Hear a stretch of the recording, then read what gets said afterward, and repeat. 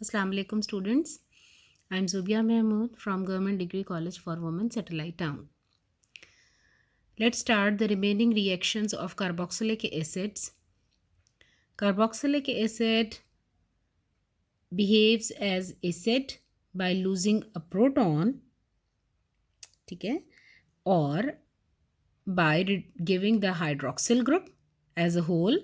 Hydroxyl group पूरा lose करके ये as in का अल्कोहल बिहेव करता है, और हाइड्रोक्सिल ग्रुप जब ये लूज़ करता है तो यहाँ पर हाइड्रोक्सिल की जगह कोई दूसरे नेगेटिवली चार्ज्ड ग्रुप्स आ सकते हैं, जिसकी अब एग्जांपल मैं आपको देने लगी हूँ अमाइड फॉर्मेशन की।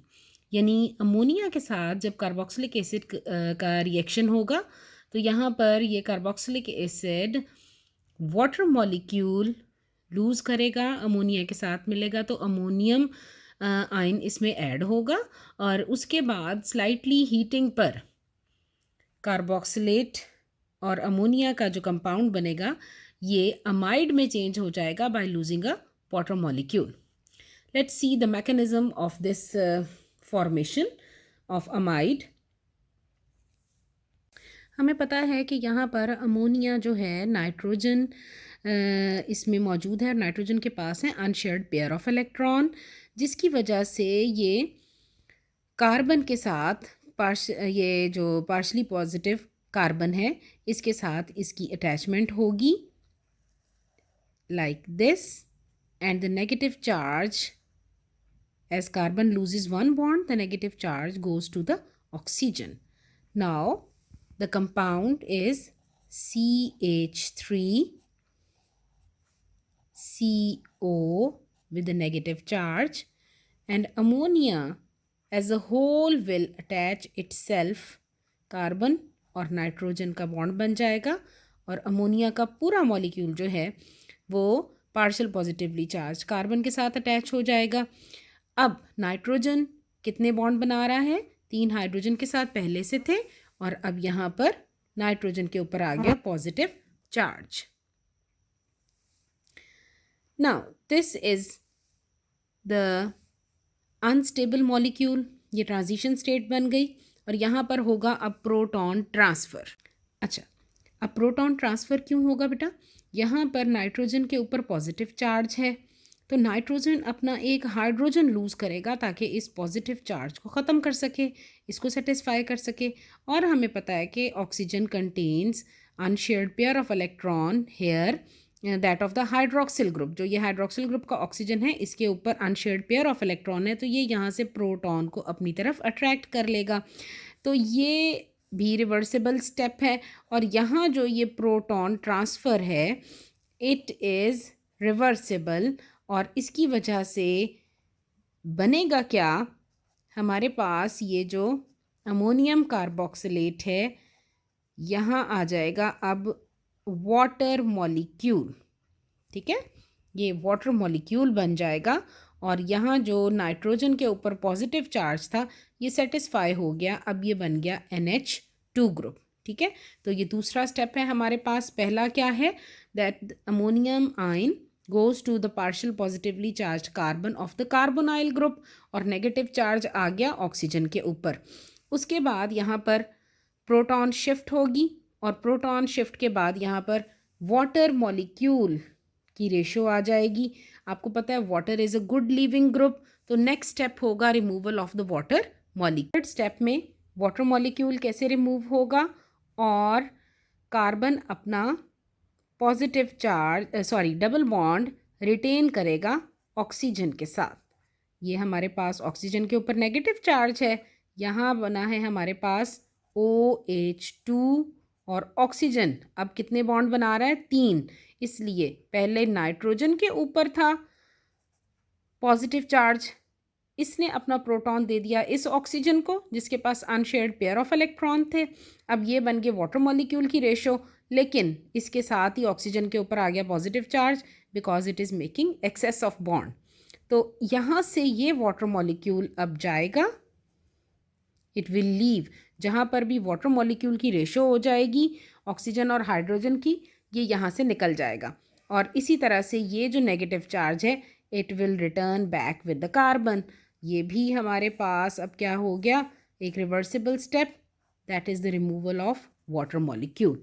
And the stable acid amide, amide बनना था ना हमारे पास, तो ये एसिड अमाइड बन गया CH3 C double bond O NH2। ये NH2 आ गया यहाँ पर जो था, इसको इधर लिख लिया हमने। और क्या रिमूव हो रहा है यहाँ पर, water molecule. This is how the ammonia adds into the carboxylic acid group. और यहाँ पर हाइड्रोक्सिल की जगह अब रिजल्ट में क्या आ गया, हाइड्रोक्सिल ग्रुप की जगह यहाँ पर हमारे पास अमोनियम आयन जो है NH2 ग्रुप, ये आकर अटैच हो गया। तो this is the formation of the amide which is the derivative of carboxylic acid. ठीक है, इसी तरह से अब हम देखते हैं फॉर्मेशन ऑफ एसिड एनहाइड्राइड। अच्छा बच्चों, एनहाइड्राइड का क्या मतलब है, the molecule which has no water molecule in it.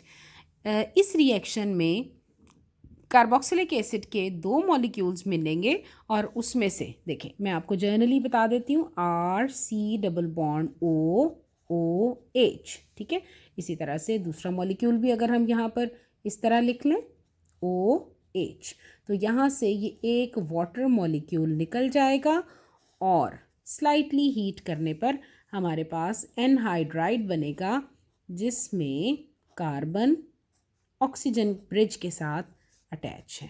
ठीक है ना, तो ये हमारे पास बन गया एसिड एनहाइड्राइड। यहाँ पर अगर R ग्रुप की जगह, आपकी बुक में एग्जांपल है एसिटिक एसिड के, दो मॉलिक्यूल्स जब एक दूसरे में ऐड होते हैं, carboxylic acids are dehydrated on heating strongly in the presence of phosphorus pentaoxide. यहाँ पर हम कार्बोक्सिलिक एसिड कौन सा ले रहे हैं, एसिटिक एसिड। ठीक है ना, CH3C डबल बॉन्ड OH। इसी तरह मैं इसका दूसरा मॉलिक्यूल यहाँ पर यूँ लिख लेती हूँ, C डबल बॉन्ड OH। ठीक है ना, a water molecule will be lost and we get in the presence of phosphorus pentaoxide, हमारे पास क्या बन जाएगा, acetic anhydride OC double bond OCH3। और प्रोडक्ट में आ गया हमारे पास एक वाटर मॉलिक्यूल। दो मॉलिक्यूल्स ऐड हुए हैं एसिटिक एसिड के, तो एक इसमें से वाटर मॉलिक्यूल निकल गया। ये बच्चों वो रिएक्शंस थे जहाँ पर हम OH ग्रुप रिमूव कर रहे थे। इसमें देखें आप, यहाँ पर भी एसिड का डेरिवेटिव बना है। कार्बोक्सिलिक एसिड का कौन सा डेरिवेटिव बना है कि OH ग्रुप की जगह एक और कार्बोक्सिलेट आयन आ गया। ठीक है ना, तो ये बन गया एसिड एनहाइड्राइड। तो हमारे पास अब डेरिवेटिव्स जो बनते हैं हाइड्रोक्सिल ग्रुप रिमूव होने से, दोबारा रिवाइज कर लेते हैं, वो कौन कौन से थे। सबसे पहले हमने देखा एसिड क्लोराइड, यानी CH3 कार्बोक्सिलिक एसिड का, एसिटिक एसिड की एग्जांपल ले रहे हैं यहाँ पर OH की जगह। ठीक है ना, OH था, इसकी जगह आ गया क्लोरो ग्रुप। ठीक है, उसके बाद दूसरा का क्या कंपाउंड था, ester, CH3C double bond O और OH की जगह OR। ठीक है, यहाँ एसिटिक एसिड यूँ है ना, CH3C डबल बॉन्ड OH है, तो OH की जगह आप देखें ये क्लोरो ग्रुप आ गया, यहाँ पर ये एल्कऑक्सी ग्रुप आ गया, तो ये कंपाउंड क्या बन गया, एस्टर। ये भी रिवर्सिबल रिएक्शन होता है। अच्छा, तीसरा डेरिवेटिव था एसिड अमाइड। ठीक है ना, और इसमें हमारे पास बना था CH3C डबल बॉन्ड O और अमाइड में क्या ग्रुप आया था, NH2 ग्रुप। ठीक है ना, OH की जगह। और लास्ट वन था हमारे पास ये एनहाइड्राइड, एसिड एनहाइड्राइड, और इसमें हमारे पास ये OH की जगह एक और एसीटेट का मॉलिक्यूल आ गया था। ठीक है, CH3C double bond C double bond O, ये acetate molecule, right. These are the derivatives of carboxylic acid. अब हम देखते हैं एसिड के वो रिएक्शन जहाँ पर एसिड का पूरा कार्बोक्सिलिक एसिड ग्रुप जो है वो इन्वॉल्व होता है। इस तरह से ये आपकी बुक में है रिएक्शन। तो ये लास्ट टाइप है कार्बोक्सिलिक एसिड के वो रिएक्शंस जहाँ पर कार्बोक्सिलेट ग्रुप जो है वो कार्बोक्सिल ग्रुप पूरे का पूरा इन्वॉल्व होता है। ये पूरा इन्वॉल्व कैसे होगा? ये रिडक्शन का प्रोसेस है जहाँ पर कार्बोनाइल ग्रुप के साथ भी हाइड्रोजन ऐड हो जाएगा और ये जो OH ग्रुप है इसमें भी हाइड्रोजन ऐड हो जाएगा। OH तो यहाँ पर वाटर की फॉर्म में निकल जाएगा और ये जो कार्बोनाइल ग्रुप है इसमें ऑक्सीजन के साथ भी हाइड्रोजन आ जाएगा, यानी ऑक्सीजन और कार्बन का डबल बॉन्ड ख़त्म होगा और हाइड्रोजन ऐड हो जाएगी। अच्छा, अब मैंने आपको एक चेन बताई थी ऑक्सीडेशन और रिडक्शन की, यहाँ पर भी हम उसी को दोबारा रिवाइज करते हैं। पहले क्या है, हमने पढ़ा था कि अगर एल्केन्स ऑक्सीडाइज होते हैं तो क्या बनेगा? अल्कोहल्स। अल्कोहल ऑक्सीडाइज हों तो एल्डिहाइड्स या कीटोन्स बनते हैं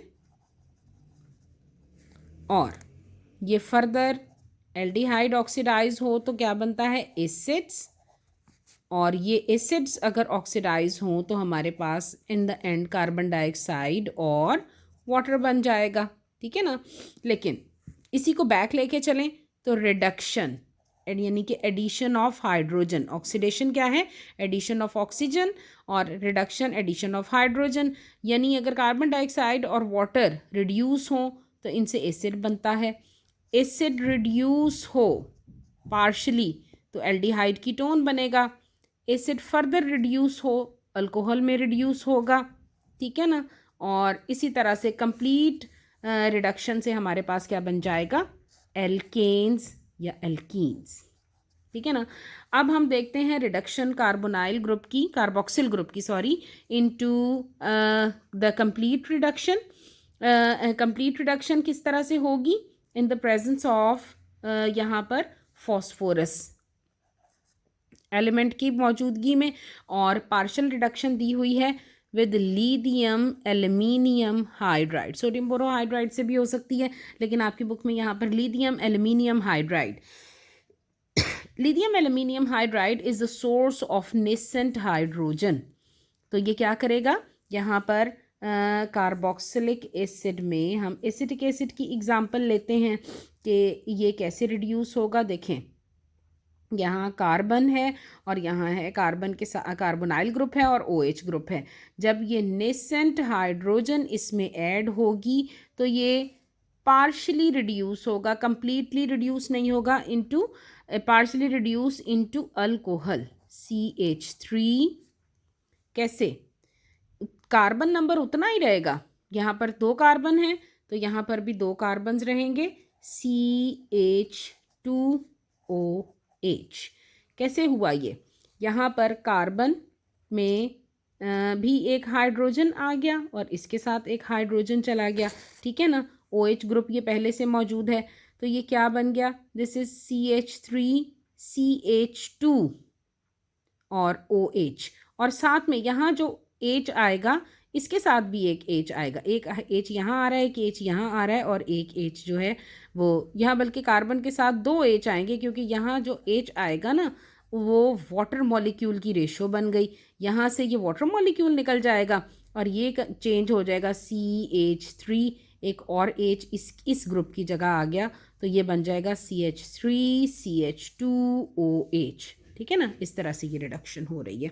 और कंप्लीट रिडक्शन के लिए हम इसमें देखेंगे कि acetic acid it is changing into alkane. Carbon number same, acetic acid है, इसमें 2 कार्बन्स हैं तो hydrogen iodide in the presence of phosphorus will change it into alkane, that is ethane, और साथ में हमारे पास बन जाएगा प्रोडक्ट में वाटर प्लस आयोडीन। ठीक है ना? Water and iodine is formed. These are the reaction for the carboxylic acid. Now let's see the example of carboxylic acid, a very common example, that is acetic acid, जिसके सारे reaction अभी हमने किए, यही वाला एसिटिक एसिड।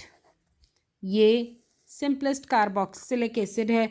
वैसे तो formic acid भी है, लेकिन वो सिंपलेस्ट कार्बोक्सिलिक एसिड जिसमें एक एल्काइल ग्रुप है मीथाइल और साथ इसमें कार्बोक्सिलिक कार्बोनाइल और हाइड्रोक्सिल ग्रुप का कॉम्बिनेशन कार्बोक्सिल ग्रुप मौजूद है। ये एसिटिक एसिड जो है आपकी बुक से मैं आपको दिखा देती हूँ। एसिटिक एसिड जो है ये इंपॉर्टेंट कार्बोक्सिलिक एसिड है और इसके डाइल्यूट सोल्यूशन को हम क्या बोलते हैं? विनेगर, सिरका, जो हम सिंथेटिक विनेगर आम यूज़ करते हैं, ठीक है ना। इसके मेथड्स ऑफ प्रिपरेशन और इसके रिएक्शंस बेटा वही हैं जो हमने कार्बोक्सिलिक एसिड्स में देखे हैं। सबसे पहले इसकी प्रिपरेशन कैसे होगी, लैब में कैसे प्रिपेयर कर सकते हैं? इथाइल अल्कोहल और एसिड एल्डिहाइड की ऑक्सीडेशन से। तो हम यहाँ पर स्ट्रॉन्ग ऑक्सीडाइजिंग एजेंट हमारे पास पोटाशियम डाइक्रोमेट या KMnO4 भी हो सकता है। In the presence of sulphuric acid पहले इसकी पार्शियल ऑक्सीडेशन हुई तो एल्डिहाइड बना, alcohol will oxidise to aldehyde, acid aldehyde and finally to acetic acid. अब इसका मेथड ऑफ प्रिपरेशन है lab preparation, methyl nitrile. Nitrile किन कंपाउंड्स को कहते हैं? साइनो कंपाउंड्स को, साइनाइड्स को। तो मिथाइल साइनाइड, इसमें 2 कार्बन्स हैं। मिथाइल साइनाइड को हम डाइल्यूट HCl के साथ हाइड्रोलाइज करेंगे तो ये एसिड अमाइड में चेंज होगा फर्स्ट स्टेप में, और उसके बाद जो है अमाइड क्या बना देगा? Acetic acid. अच्छा, manufacture of acetic acid. Manufacture means the preparation on large scale, ठीक है ना।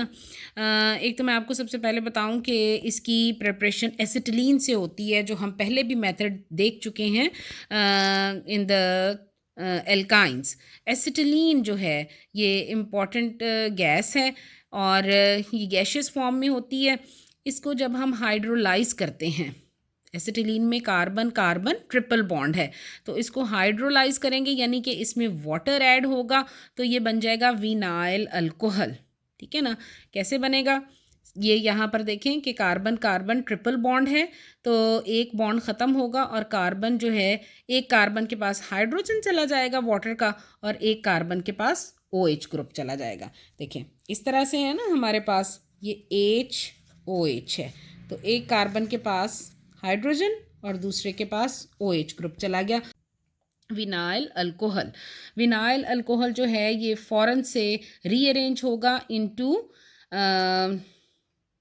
एसिड एल्डिहाइड, जिसकी फर्दर ऑक्सीडेशन हम कर लेंगे वेनेडियम पेंटाऑक्साइड के साथ। ये इंपॉर्टेंट कैटलिस्ट है और एसिटिक एसिड आ जाएगा। और वर्ल्ड वाइड जो मेथड यूज़ होता है भाई एसिटिक एसिड की प्रिपरेशन के लिए, वो है फर्मेंटेशन।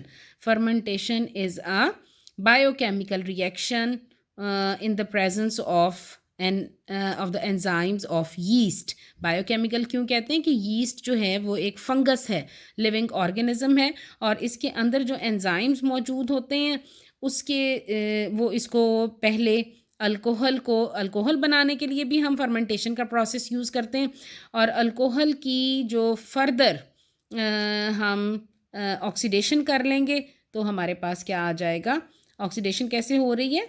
यहाँ डाइक्रोमेट या पोटाशियम, यहाँ पोटाशियम डाइक्रोमेट है, पोटाशियम परमैंगनेट भी हम यूज़ कर सकते हैं सल्फ्यूरिक एसिड की मौजूदगी में। डाइल्यूट सल्फ्यूरिक एसिड होगा तो ये सोर्स बन जाएगा नेसेंट ऑक्सीजन का, ठीक है ना। ये जो ब्रैकेट में ऑक्सीजन लिखी, दिस इज़ नेसेंट ऑक्सीजन।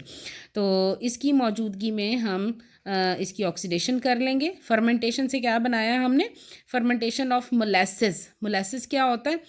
गन्ने के रस में से शुगर निकालने के बाद जो जूस बचेगा उसको हम यीस्ट मिक्स करके ऑप्टिमम टेम्परेचर पर रखेंगे तो यीस्ट के एंजाइम से ये जो एल्डिहाइडिक शुगर होती है ना, ग्लूकोज होता है उसमें, गन्ने के रस में सुक्रोज है और फिर वो सुक्रोज ग्लूकोज में चेंज होगा और वो प्रोसेस जो है ये फर्मेंटेशन कहलाता है।